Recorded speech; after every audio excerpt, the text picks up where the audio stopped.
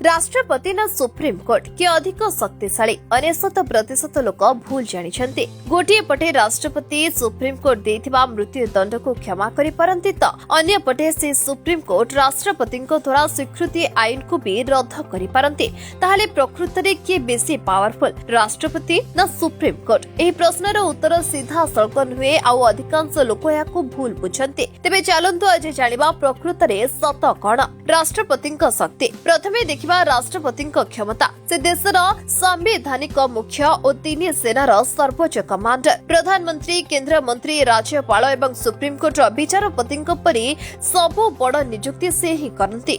संविधान धारा 72 अनुसार तांको पाखरे क्षमा देवार शक्ति रही जहां बल से मृत्यु दंड को मध्य क्षमा करि पारंती। एहा छड़ा संसद रे पास होइथिबा कोनोसी बिल तांको दस्तखत बिना आईन रे परिणत होय नै। तेबे नवेम्बर 2025 रे को गुरुत्वपूर्ण परामर्श रे सुप्रीमकोर्ट स्पष्ट करथिले जे राष्ट्रपति कोनोसी बिल को अनिर्दिष्ट काल पय अटकाई रखि परिबे नै बरং एक जुक्तियुक्त समय मध्ये निष्पत्ति नेबाको हेबो। सुप्रीमकोर्ट को शक्ति एबे आसंतु देखिबा सुप्रीमकोर्ट को पाखरे की अस्त्र रहिछि। सुप्रीमकोर्ट को संविधानर रक्षक बा गार्डियन बोली कहा जाय। तांकर सबठो बड़ शक्ति हेउछि न्यायिक समीक्षा बा जुडिशियल रिव्यू। एहा बळरे सरकार कर जे कोनोसी आईन जदि संविधानर मूल ढांचा को क्षति पहुंचाए तेबे कोर्ट ताको असंवैधानिक कही रद्द करि दे पारंती। एपरिकी राष्ट्रपतिଙ୍କ द्वारा जारी अध्यादेश मध्ये यार अंतर्भुक्त। संविधानर धारा 142 सुप्रीमकोर्ट को पुण्य न्याय पई विशेष क्षमता दिए किंतु ए क्षमता असीम नुहे। 2025 रो से मामला रे कोर्ट स्पष्ट करिथिले जे न्यायपालिका कार्यपालिकार